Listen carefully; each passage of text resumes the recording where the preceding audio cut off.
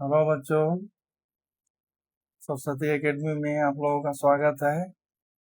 अभी हम chapter 5 exercise 5.3 question number 11 जो मोस्ट इम्पोर्टेंट है सीबीएसई बोर्ड एग्जाम के हिसाब से इसका हम सॉल्यूशन देखेंगे कैसे बनता है ना।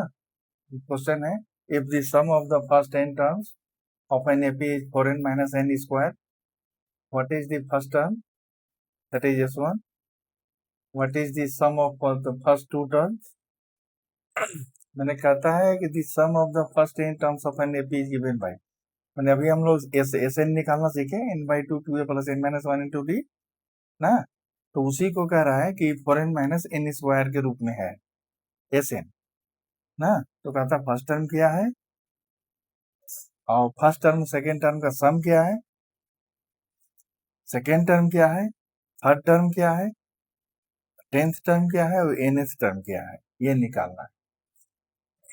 ठीक है, सबसे पहले गिवन लिख लेते हैं, इसके बाद क्या क्वेश्चन पूछा है ये लिखेंगे, इसके बाद हम लोग सॉल्व करेंगे। इसको पहले गिवन है S N equal to 4n minus n square, इतने ही दे रखा है। अब पूछ रहा है to find a1 equal to what ना, a1 plus a2 equal to what, a2 equal to what, a3 equal to what, a10 equal to what और an equal to what.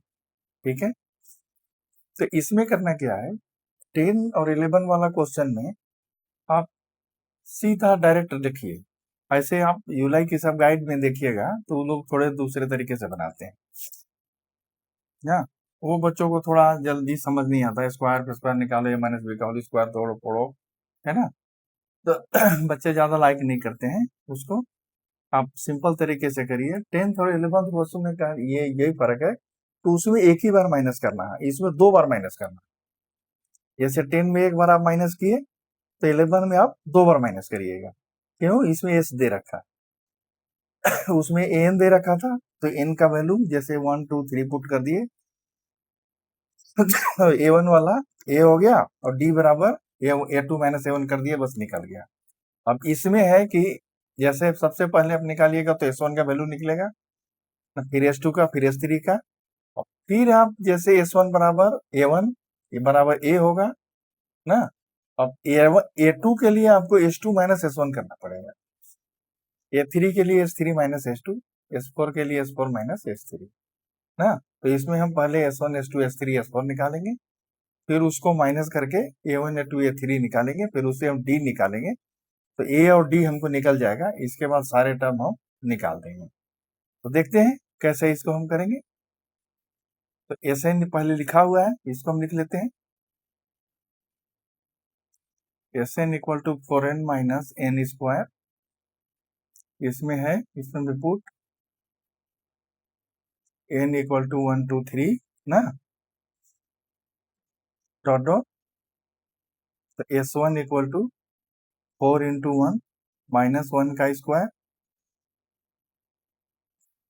Equal to 4 minus 1 equal to 3, s2 equal to 4 into 2 minus 2 का square, तो 8 minus 4 equal to 4, s3 equal to 4 into 3 ना, यहाँ into है, इसको minus में समझिएगा आप, 4 इंटू 3 माइनस 3 का square equal to 12 minus 9 equal to 3। अब क्या करना है, ये तो एक बार हम निकाल लिए, अब इसको माइनस करेंगे तब हमको a1 a2 a3 निकलेगा, उसको माइनस करेंगे तो हमको d निकलेगा। तो s1 equal to a1 is equal to a is equal to 3, यानी हमको a निकल गया। ठीक है, अब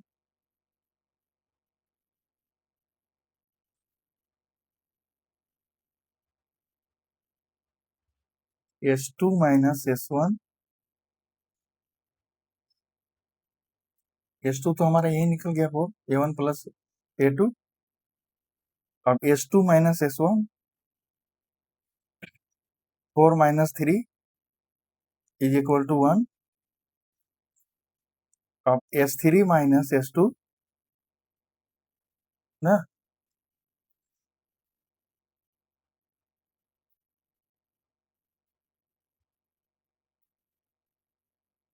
ये हो गया A2 और S3 माइनस S2, S3 है 3 और माइनस S2, तो 3 minus 4 is equal to -1 is equal to हो गया A3। अब ये A1 A2 A3 हमको मिल गया, इससे हम क्या निकालेंगे, D हम निकालेंगे। D इक्वल टू क्या होता है, A2 माइनस A1 ना, A2 क्या है 1 और A1 क्या है 3, तो 1 minus 3 is equal to -2। D को हम दोबारा निकाल के वेरीफाई कर लेंगे, A3 माइनस A2 से सेम आ रहा है कि नहीं।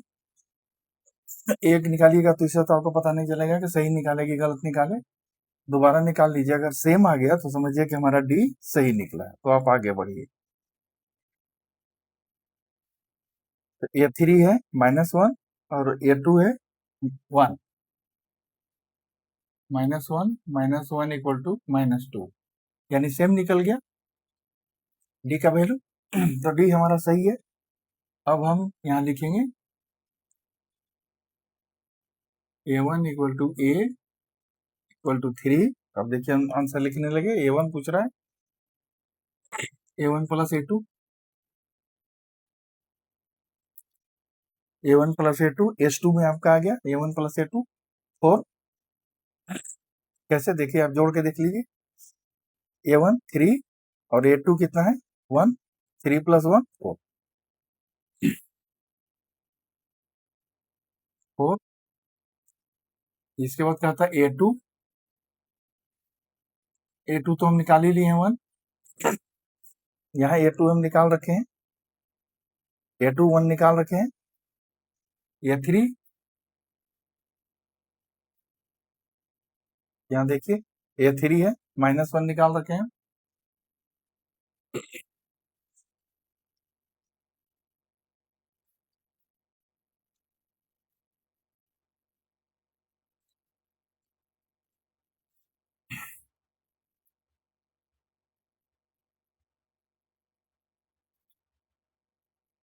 अब A10 है, A10 हमने निकाले हैं तो A10 फॉर्मूला लगा के निकालेंगे, A प्लस 9D, A कितना हमारा हुआ, यहाँ से देख लीजिए, A बराबर है 3 प्लस 9 इंटू -2, तो 3 minus 18 is equal to -15, A10 equal to, हाँ similarly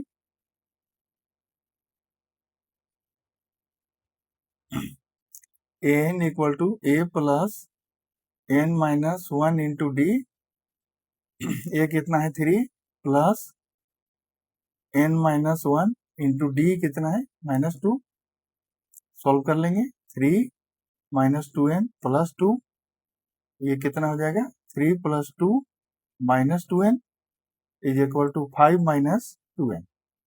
AN equal to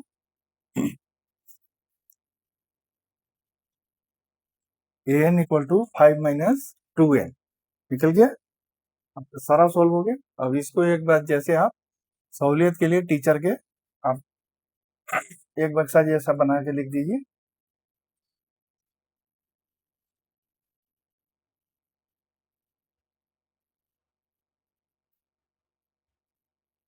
A1 equal to A equal to 3 ना, A1 plus A2 equal to 4, A2 equal to 1, A3 equal to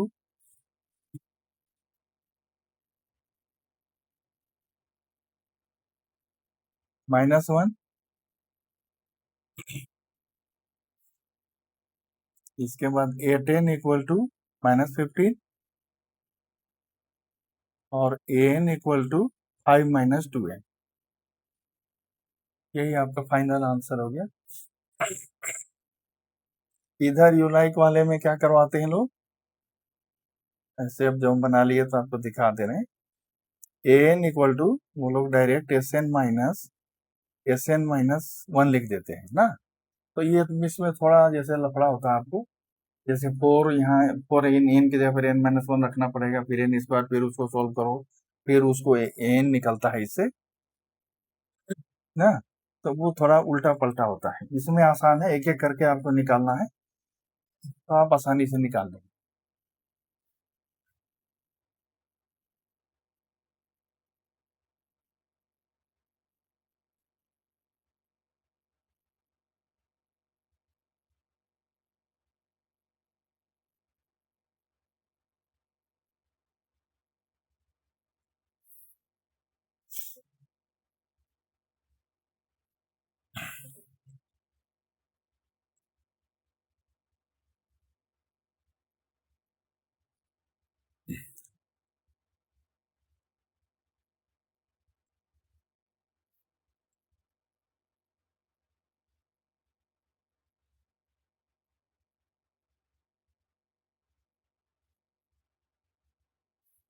कक्षा में आपको value है, जब देखना हो यहाँ देख लीजिए, वेरीफाई कर लीजिए।